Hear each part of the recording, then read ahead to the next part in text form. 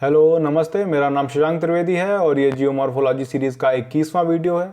आज का हमारा शीर्षक है स्ट्रक्चरल जियोमॉर्फोलॉजी, संरचनात्मक भू आकृति विज्ञान। हम लोगों ने फोर्ड और फॉल्ट को पढ़ा है ना, वलन भ्रंश को पढ़ा, फिर हम लोगों ने पढ़ा डेनोडेशन प्रोसेस को, अनाक्षादन प्रक्रम को, जिसमें हम लोगों ने वेदरिंग को पढ़ा, अपक्षय इरोजन को पढ़ा जिसे अपर्दन बोलते हैं, और मास वेस्टिंग को पढ़ा, द्रव्यमान क्षरण को, है ना।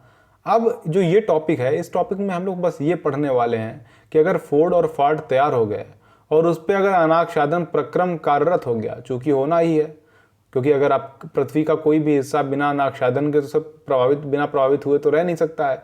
हर जगह हवा चलती है, हर जगह पानी होता है, हर जगह मौसम होता है, क्लाइमेट कंडीशन है। तो उस हिसाब से क्या होगा कि जो ज़मीनें होंगी वो घिसेंगी, है ना। तो जब घिसेंगी तो उनमें जो उनकी आकृति है उसमें परिवर्तन आ जाएगा। तो स्ट्रक्चरल जियोमॉर्फोलॉजी में हम लोग अध्ययन करते हैं सिर्फ उन स्ट्रक्चर का, उन जो है संरचना, उन संरचनाओं का, उन विवर्तनिकी संरचनाओं का जो अनाक्षादन प्रक्रम से प्रभावित होती हैं, खासकर वलन और भ्रंश, और किस प्रकार के नए स्थल रूपों का निर्माण करती हैं। हम लोग इसमें पढ़ने वाले हैं। बहुत इजी टॉपिक है, सीधा सीधा है, परेशानी की कोई बात नहीं है। बस बड़े बड़े हैवी शब्दों से परेशान होने की कोई ज़रूरत नहीं है। हम लोग बहुत इजीली इसे पढ़ लेंगे। और इस वीडियो में जो स्लाइड्स प्रस्तुत की गई हैं उनकी लिंक डिस्क्रिप्शन में है, आप जाके इसे डाउनलोड कर सकते हैं या पढ़ सकते हैं। अब हम लोग आगे बात करते हैं structural geology and structural geomorphology, इन दोनों में डिफरेंस क्या होता है। The study of rock beds, structure like ford, anticline, syncline, fault, etc. and rock joints is called structural geology। जब हम लोग अपनतियों का, अवनतियों का, फाल्ट मतलब भ्रंशों का, फोर्ड मतलब वलन का जब अध्ययन करते हैं तो वो हम लोग करते हैं, अध्ययन जब करते हैं तो उनकी आकृतियों का जब अध्ययन करते हैं तो हम लोग उसे बोलते हैं स्ट्रक्चरल जियोलॉजी, ठीक है ना, संरचनात्मक भूगर्भ विज्ञान। लेकिन जब इस पे डेनोडेशन प्रोसेस अप्लाई हो जाता है, अप्लाई होने के बाद नए नए फोर्ड्स होते हैं या फाल्ट होते हैं या एंटीक्लाइंस हैं, उन्हीं फोर्ड को जो हम लोग बोलते हैं, या डोम्स हैं, उनमें जब अनाक्षादन प्रक्रम कार्यरत होगा, जब हवा पानी के द्वारा वो फोर्ड घिस जाएंगे या वलन जो है दूसरे तरीके से डिज़ाइन उनकी बदल जाएगी, या भ्रंशों में कुछ परिवर्तन आ जाएगा, या यूनिक्लाइनल जो सरफेस होती है, क्योंकि हम लोग इसमें यूनिक्लाइनल स्ट्रक्चर भी पढ़ते हैं। यूनिक्लाइनल स्ट्रक्चर का मतलब ये होता है कि सपोज नॉर्मली क्या होता है कि जो सेडिमेंट्री रॉक होती हैं, अवसादी चट्टानें, उनका जमाव होता है। जमाव कैसे होता है, एक लेयर, उसके ऊपर दूसरी लेयर, तीसरी लेयर, ऐसे तो बनती है अवसादी चट्टानें, हम लोगों ने पढ़ा है चट्टानों में। अब अगर जब लेयर ऐसे ऐसे है तो उनमें क्या है, पैरेलल होंगी, वो सी लेवल की पैरेलल होंगी, सीधी सीधी होंगी। लेकिन अगर कोई ऐसी जगह हो जहाँ पे सारी जो लेयर हैं अवसादी चट्टानों की वो इस प्रकार से हों, ऐसे ऐसे ऐसे ऐसे, मतलब वो पैरेलल ना होके वो कुछ एंगल लिए हों, कुछ डिप लिए हों, इसको डिप बोलते हैं। इस एंगल को हम लोग क्या बोलते हैं, आज ज़मीन से जो नीचे एंगल बनेगा इस बेस के, तो ये अंगूठे और उसके बीच का जो हिस्सा है उसको डिप बोलेंगे। तो इस जो डिप अगर बन रही है और सारी जो लेयर्स हैं बहुत बड़े हिस्से में सब एक दूसरे के जो है कुछ डिप बना के एक ही कोण लिए हैं सारी चट्टानें, तो उसको हम लोग बोलते हैं यूनिक्लाइनल स्ट्रक्चर। यूनिक्लाइन मतलब समन्वित संरचना। तो या तो समृद्ध संरचना हो या भ्रंश हो या वलन हो, उस कंडीशन का जब अध्ययन करते हैं तो हो गया स्ट्रक्चरल जियोलॉजी। लेकिन जब इन पर जब डेनोडेशन प्रक्रम जो है कार्यरत होता है और उन्हें घिसता है, नए नए और स्ट्रक्चर का निर्माण करता है, तो जो नए स्थल रूपों का निर्माण होगा, नए लैंडफॉर्म को, उनका अध्ययन हम लोग करते हैं स्ट्रक्चरल जियोमॉर्फोलॉजी में, जो मैंने इंट्रोडक्शन में आपको बताया था। इसमें परिभाषा के रूप में मैंने लिखा है कि to detect the impact of denudation process and these topographic feature like fold, fault, etc. and the study of the manufactured new landform is called structural geomorphology। बहुत इजीली मैंने समझाने की कोशिश की है। तो ये हो गया स्ट्रक्चरल जियोलॉजी और स्ट्रक्चरल जियोमॉर्फोलॉजी में अंतर। चूँकि हम लोग जियोमॉर्फोलॉजी पढ़ने के विद्यार्थी हैं तो हम लोगों का कंसर्न रहेगा उन मैन्युफैक्चर्ड न्यू लैंडफॉर्म पे, है ना। तो इस टॉपिक में हम लोग वही पढ़ने वाले हैं। अब सवाल ये है कि कौन कौन से टोपोग्राफिक फीचर तैयार होंगे जब उनमें डेनोडेशन प्रोसेस, जब अनाक्षादन प्रक्रम अप्लाई होगा फोल्ड पे, फॉल्ट पे, समन्वित संरचना, यूनिक्लाइनल स्ट्रक्चर पे, तो कौन कौन से नए फीचर्स का निर्माण होगा ये हम लोग जान लेते हैं क्योंकि यही हमारा टॉपिक है। अब 3 टाइप से डिवाइड किया गया है, यूनिक्लाइनल सरफेस स्ट्रक्चर, फॉल्ट स्ट्रक्चर और फोल्ड स्ट्रक्चर, है ना। यूनिक्लाइनल मतलब जब समनत संरचना मैंने जो बताई अभी आपको, तो अगर समनत संरचना पे अनाच्छादन प्रक्रम अगर अपर्दन उनका होगा तो किस प्रकार की संरचना बनेगी। अगर भ्रंश पे अपर्दनात्मक प्रकार का अपर्दन होगा या अनाच्छादन होगा या मास वेस्टिंग होगी, द्रव्यांतरण होगा, तब क्या बनेगा। और फोल्ड, अगर वलन है, कोई वलन है, बहुत सारे वलन है किसी इलाके में, वहाँ पे जब नदी पानी या हवा का जब उसमें जो है मतलब प्रादुर्भाव होगा जब नदियों का, तो नदियाँ उसको काटेंगी, फोल्ड को, है ना, अपनी घाटियाँ बनाएंगी, तो नए नए कौन कौन से स्ट्रक्चर बनेंगे ये हम लोग फोल्ड में पढ़ेंगे। ये अनाच्छादनात्मक डेनुडेशनल प्रोसेस पे हम लोग आगे मतलब इस पे बात करते हैं, मतलब ये क्या इम्पैक्ट डालेगा। मेरी जवान लड़खड़ा गई है, उसके लिए हम क्षमा चाहते हैं। आप अपने फोकस पे रहें, ध्यान ना भटकाएं। तो हम लोग अब यूनिक्लाइनल स्ट्रक्चर की बात करते हैं। यूनिक्लाइनल स्ट्रक्चर समनत संरचना मैंने बताई। समनत संरचना कैसी होती है कि वो जमीन जो बेस होगा उसके पैरेलल ना होके डिप बनाए हो, अवसादी चट्टानें होंगी, एक लेयर होगी, फिर दूसरी लेयर, तीसरी लेयर, चौथी लेयर। अवसादी चट्टानें कैसे बनती हैं, अवसादी मतलब सेडिमेंट्री, जब अवसादों का जमाव हो एक किसी इलाके में तब बनेगी ना अवसादी चट्टानों की लेयर। अब अवसादी चट्टानों की लेयर बन गई और एक यूनिक लाइन लिए है, एक जैसी समनत एंगल लिए है, एक जैसा डिप लिए है, तो उसे हम लोग यूनिक लाइन स्ट्रक्चर बोल देंगे। अब होगा क्या, होगा ये कि अगर 2 चीज़ें हो सकती हैं, या तो जो लेयर पे लेयर हैं अवसादी चट्टानों की वो एक ही संरचना की हैं, एक ही प्रकार की अवसादी चट्टानें हैं जो लेयर लिए हैं, है ना। अगर ऐसा है तो हम उन्हें उन बातों को हटा देते हैं, उन पे कोई मतलब नहीं बनता है, क्योंकि उन पे अगर अपर्दन होगा तो जाहिर सी बात है एक जैसा अपर्दन होगा और वो धीरे धीरे पेनीप्लेन बनने के लिए जो है बनने के लिए वो बनेंगी और एक ढाल का निर्माण होगा। इसलिए उनमें कुछ खास ऐसा स्ट्रक्चर बनेगा नहीं जिन्हें हम लोग स्पेशली पढ़ें। अब अगर सपोज अगर एक लेयर ये है ना, अवसादी चट्टान के नीचे दूसरी लेयर है, अगर इन दोनों की संरचना में अंतर है, सपोज ऊपर कोई कठोर लेयर थी चट्टान की अवसादी की, उसके नीचे जो है कोई कमजोर लेयर थी, है ना। ऐसा हमें हर जगह देखने को मिलता है। ज़मीन के नीचे जो मिट्टियाँ अगर हम लोग खोदते हैं तो एक जैसे तो मिलता नहीं है, हो सकता है 2-4 मीटर तक मिट्टी आपको मिले, उसके नीचे कोई दूसरी चट्टान मिलेगी, कठोर चट्टान मिलेगी, उसके नीचे और कठोर मिलेगी, या हो सकता है उसके नीचे मुलायम चट्टान मिले। तो जब चट्टानें कठोर और मुलायम इस तरीके से होती हैं तो उन पे क्या होगा, अपर्दन होगा। अपर्दन तो होगा लेकिन डिफरेंशियल इरोजन होगा, अवकलित अपर्दन होगा। कैसे अवकलित अपर्दन होगा भाई, हवा पानी एक जैसा काम करेगा, एक जैसी स्पीड से पानी आएगा, एक जैसी स्पीड से हवा चलेगी, एक जैसी गति होगी अपर्दन करने की। लेकिन चूंकि कोई जो कठोर चट्टान होगी वो देर में घिसेगी और जो कमजोर होगी उसको जल्दी हवा या पानी बहा ले जाएगा। तो जो कमजोर चट्टानें होंगी वो जल्दी घिस जाएंगी और जो मजबूत चट्टानें होंगी वो देर में घिसेंगी। इसलिए जब डिफरेंशियल इरोजन होगा तो एक अजीब किस्म की स्थलाकृतियों का निर्माण होगा, है ना। अब उन स्थलाकृतियों को हम लोग पढ़ेंगे यूनिक्लाइनल स्ट्रक्चर में। क्वेस्टा का निर्माण होगा। क्वेस्टा क्या होता है अभी हम लोग बात करेंगे। स्ट्राइक वैली का निर्माण होगा, बूटी का निर्माण होगा और हॉगबैक का निर्माण होगा। ये क्या होते हैं अब हम लोग यूनिक्लाइनल स्ट्रक्चर की बात करेंगे अभी, तब हम लोग जानेंगे। हम लोग यूनिक्लाइनल स्ट्रक्चर पे आते हैं और क्वेस्टा, स्ट्राइक वैली, बूटी और ब्यूट या बूटी, इसका मतलब मैं प्रोनाउंसिएशन एग्जैक्टली नहीं बता पा रहा हूँ, बाकी बूटी या ब्यूट बोलते हैं इसे। और ये हॉगबैक हो गया, शूकर कटक जिसे बोलते हैं। हम लोग अब समझते हैं क्वेस्टा क्या होता है। क्वेस्टा क्या होता है, ठीक है ना। क्वेस्टा यूनिक्लाइनल स्ट्रक्चर का लैंडफॉर्म है तब जब उस पर अनाच्छादन की प्रक्रम अप्लाई हो। क्या होगा क्वेस्टा, सपोज उदाहरण के तौर पे मैंने जैसे अभी बताया डिप ली है, सपोज ये अवसादी चट्टानें हैं, लेयर हैं डार्क कलर की। देखो ये सबसे ऊपर जो है लाल है, बीच में लाल है, उसके ऊपर गहरा लाल है, फिर गहरा नीला है, हल्का नीला है, फिर ये जो है आसमानी कलर है, भूरा कलर है, पीला कलर है। ये अलग अलग चट्टानें हैं, ठीक है ना। अलग अलग अवसादी चट्टानों की लेयर हैं, क्योंकि अवसादी चट्टानें जो होती हैं वो परतों में उनका जमा होता है। तो ये परत है अवसादी चट्टानों की, तो एक तो ये परत हो गई अवसादी चट्टानों की। दूसरी ये एक डिप लिए हैं। डिप मतलब ये अपने ज़मीन के समानांतर नहीं है।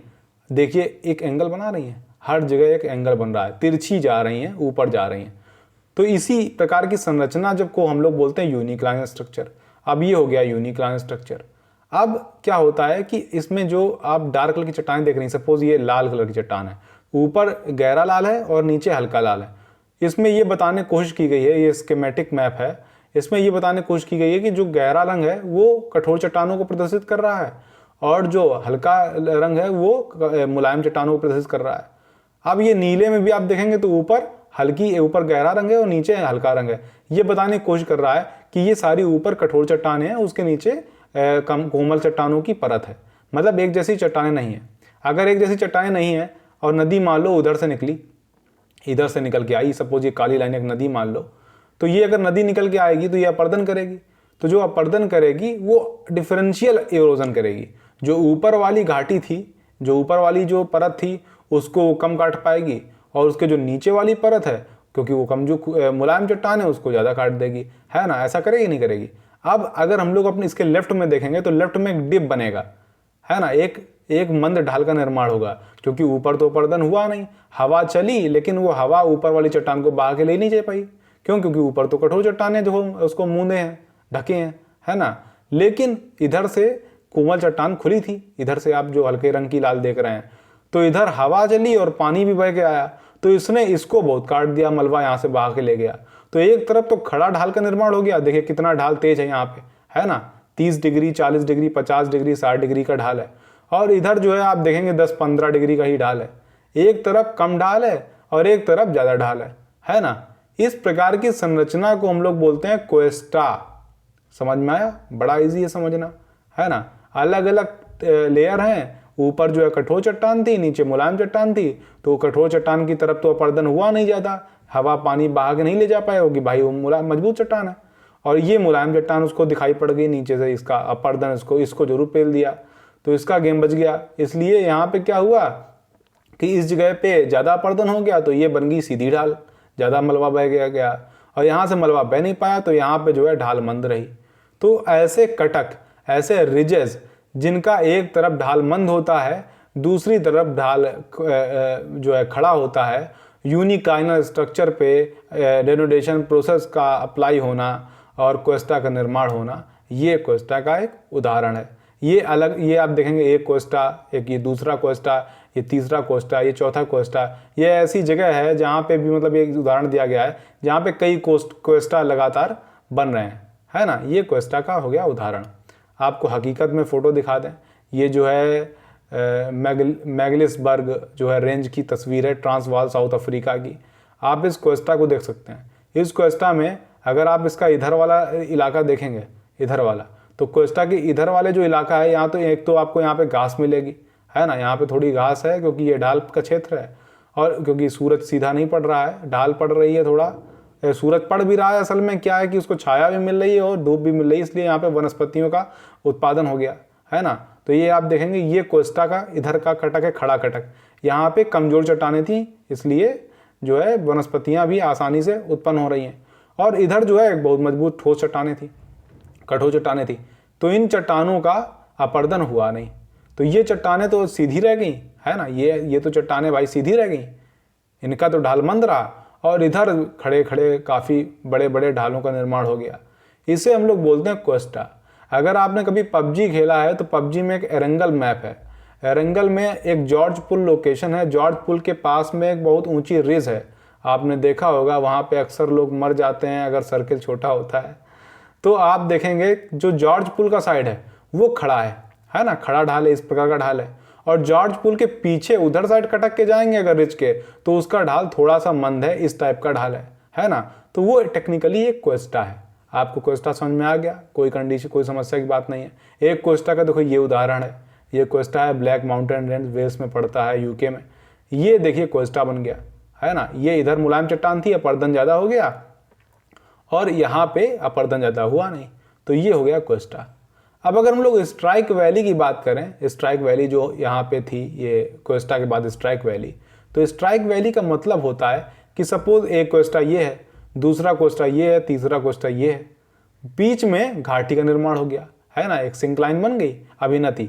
यहाँ पे एक घाटी है, मान लो ये काली कलर की जो लाइन, इसको नदी मान लें, तो इस घाटी को हम लोग बोलेंगे स्ट्राइक वैली, क्योंकि डिप जो होता है वो इस फॉर्म में होता है ना। और इसका जो ये जो डिप से अगर हम लोग जो डिप है, डिप के पास में एक लंब डाल दें बगल में इसके इधर, तो वो बन जाएगा एक स्ट्राइक का निर्माण करेगा। तो ये हो गया स्ट्राइक, तो इसको हम लोग बोलते हैं स्ट्राइक वैली बोलते हैं, है ना। जो है इसको नतिलंब घाटी, स्ट्राइक वैली मेरे ख्याल में इसको यही बोलते हैं। तो ये हो गया आपके सामने क्वेस्टा। कोई कन्फ्यूज़न नहीं है, अगर आपको लगे तो आप हमें कमेंट करिए, मेरा लिंक भी दिया गया डिस्क्रिप्शन में, इंस्टाग्राम पे मैसेज कर सकते हैं, वरना इसी में कमेंट कर दीजिए, ठीक है। तो ये हो गया क्वेस्टा। अब हम लोग बात करते हैं ब्यूट या बुटी, जो भी है इसका प्रोनाउंसिएशन मेरा जब श्योर नहीं है तो मैं दोनों बोल रहा हूँ, और हॉगबैक जिसे हम लोग बोलते हैं शूकर कटक।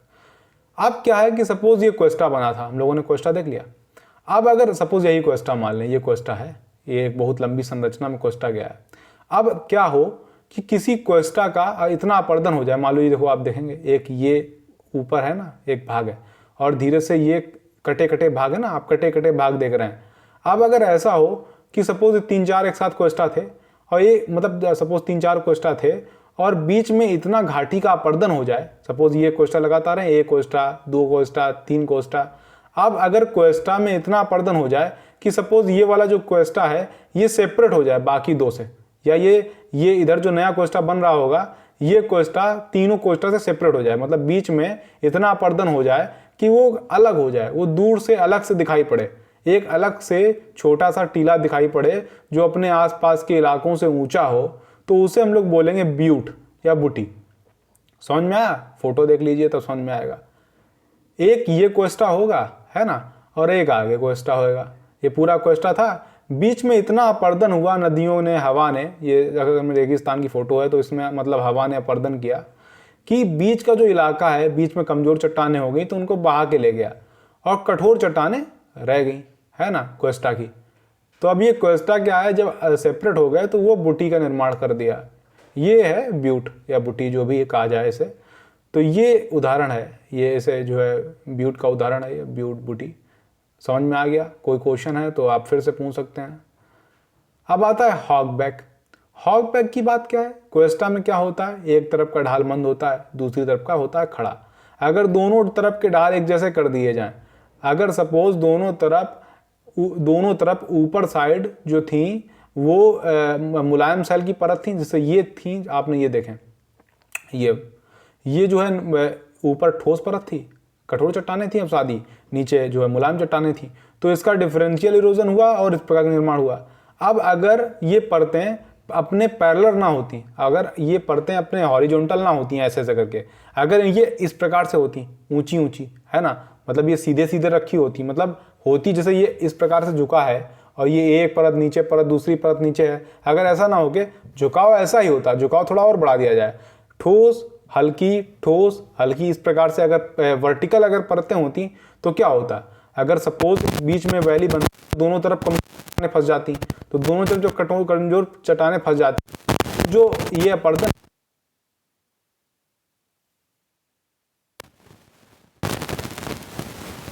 इरोजन होता है, मतलब इधर इरोजन और इधर लेफ्ट और राइट दोनों तरफ बराबर इरोजन होता, और जो रिज का निर्माण होता वो एक दोनों तरफ बराबर होती रिज, है ना, तो उसे हम लोग बोलते हॉगबैक। इस रिज को देखिए, इधर और इधर दोनों तरफ के एंगल करीब करीब बराबर हैं, देख सकते हैं ना, ये जो ग्रांड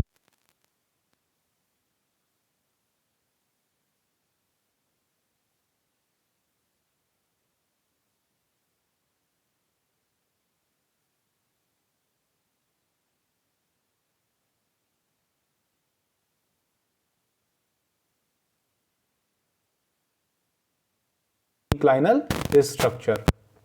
अब बात करते हैं फॉल्ट स्ट्रक्चर की। फॉल्ट स्ट्रक्चर में हॉस्ट होता है और ग्रेबन,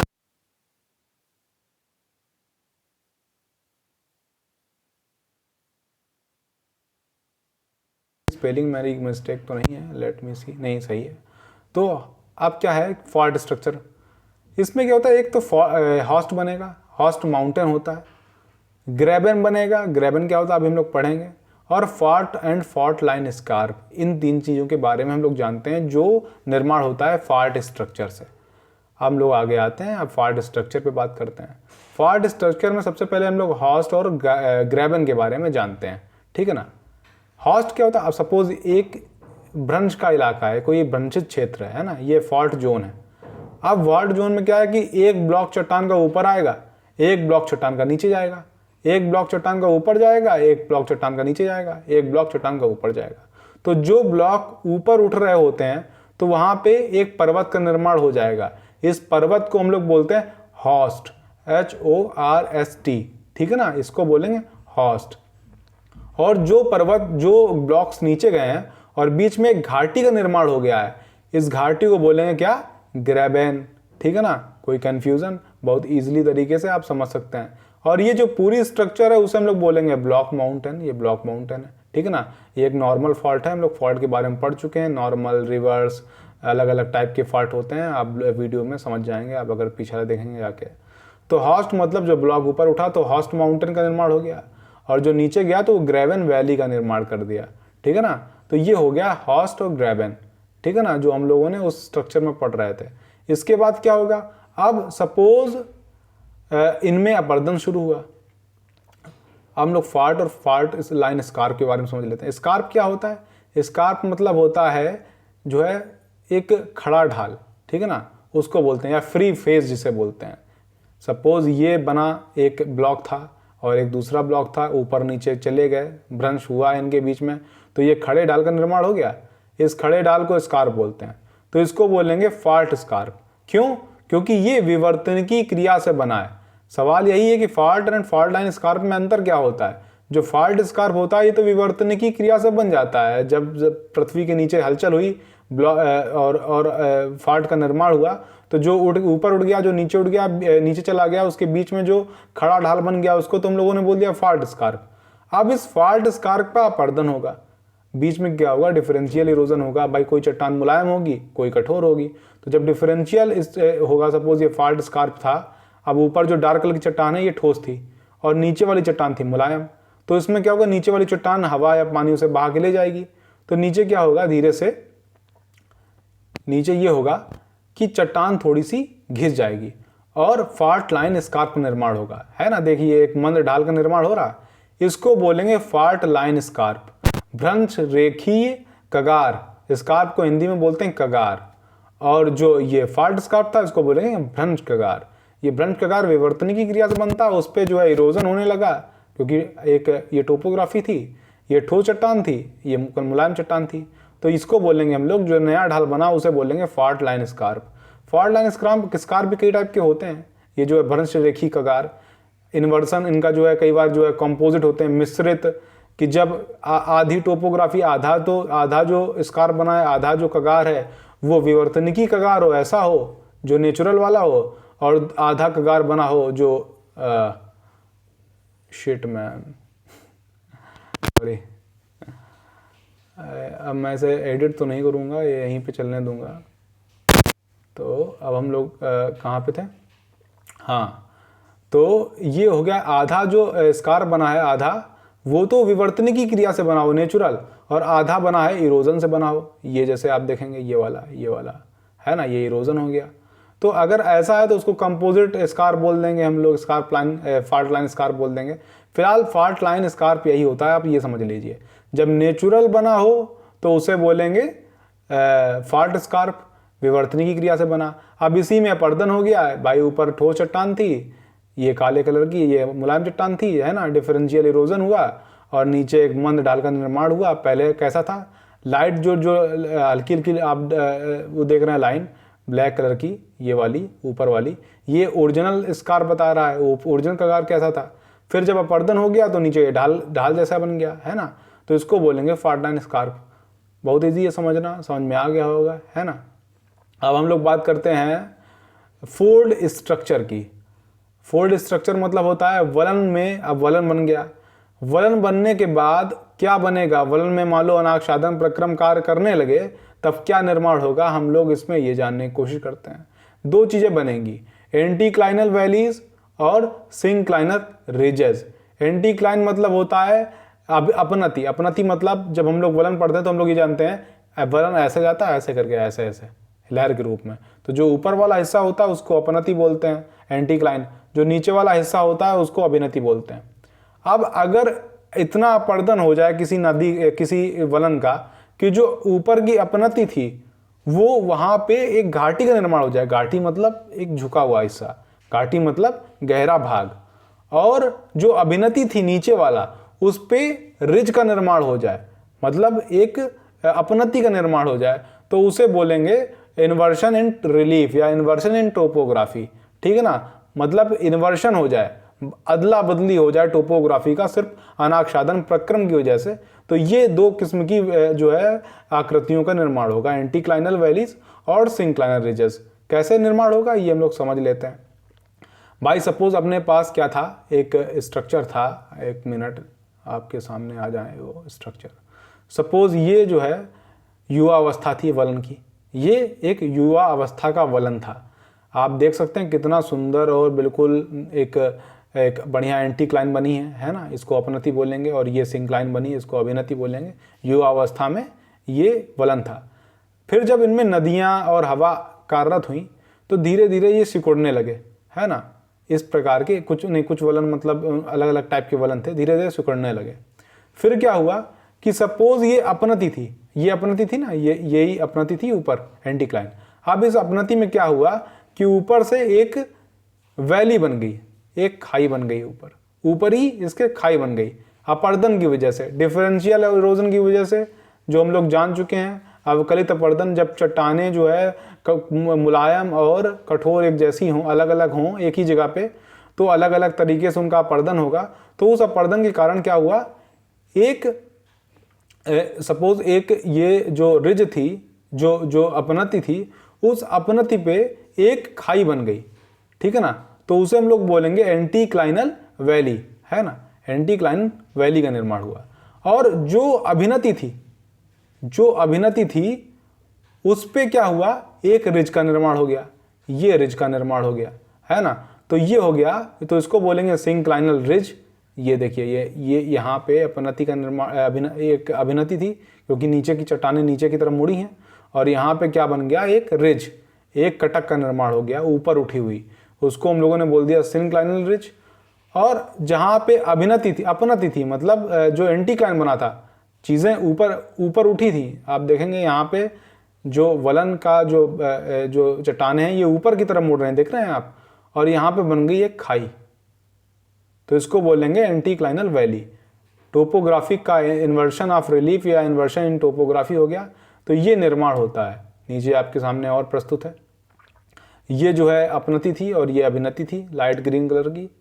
और ये आगे क्या हुआ कि जो अपनति थी, है ना, जो अपनति थी उस पे तो वैली बन जाए, तो इसको बोलेंगे एंटीक्लाइनल वैली। और जो सिंक्लाइन जो थी, जो ढाल थी, वहाँ पे चूंकि इतना ज़्यादा अपर्दन हो जाए एंटीक्लाइन का, मोटी भाषा में हम कहें कि जो मान लो ये अगर ये एंटीक्लाइन है और ये मुलायम चट्टान से बनी है, इसका मान लो बहुत अपर्दन हो जाए और सिंक्लाइन से भी नीचे पहुँच जाए कोई कारण से, तो क्या होगा, सिंक्लाइन ऊपर हुआ उठा दिखाई पड़ेगा और जो एंटीक्लाइन है वो धंसा हुआ दिखाई पड़ेगा। तो हम लोग कहेंगे कि जहाँ एंटीक्लाइन थी वहाँ पे वैली बन गई, एंटीक्लाइनल वैली, और जो सिंक्लाइन थी वो एक कटक का रूप ले लिया, उसको सिंक्लाइनल रिज बोल दिया। तो इस कंडीशन को हम लोग बोलेंगे इन्वर्शन ऑफ रिलीफ। असली तस्वीर देखिए तब समझ में आएगा। ये बीच में वैली थी, ठीक है ना, ये बीच में वैली है। अब क्या हुआ कि वैली जो थी वो तो बनी रही, और आसपास की जो चट्टानें थी, जो आसपास जो एंटीक्लाइन थी ऊपर उठी हुई, उस पे इतना अपर्दन हो गया कि वो नीचे धंस गई। तो बीच की जो घाटी है वो आपको सांप जैसी ऊपर उभरी हुई दिखाई पड़ रही है, और जो आसपास जो अपनति थी वो वैली का रूप ले लिया। ये बोलते हैं, इसको बोलते हैं हम लोग इन्वर्शन ऑफ रिलीफ या एंटीक्लाइनल वैली सिंक्लाइनल रिज, है ना। अभी जो किनारे जो बन रही हैं ढालें, इनको हम लोग बोलेंगे एंटीक्लाइनल वैली, और जो बीच में घाटी थी जो ऊपर उठी हुई दिख रही उसे बोलेंगे सिंक्लाइनल वैली। आप इसमें देख लीजिए, एक और फोटो है कि ये बीच में घाटी थी, सपोज एक घाटी होगी ये नदी की, और अपर्दन इतना हुआ कि लेफ्ट में जो अपनति थी वो नीचे चली गई, पूरा सकरा मैदान हो गया। तो ये दोनों अपनतियां बन गई नीचे, तो ये हो गई वैली, और जो बीच में जो रह गई जगह है उसको हम लोगों ने बोला सिंक्लाइनल रिज। अभिनति कटक। तो ये हो गया आपके सामने टोपोग्राफिक फीचर। और इसी के साथ में स्ट्रक्चरल जियोमॉर्फोलॉजी हमारा ख़त्म हो गया है। तो अगर कोई सवाल है तो आप हमें मैसेज करिए और अगले वीडियो का इंतज़ार करिए। आपका धन्यवाद। आपका दिन शुभ हो। धन्यवाद।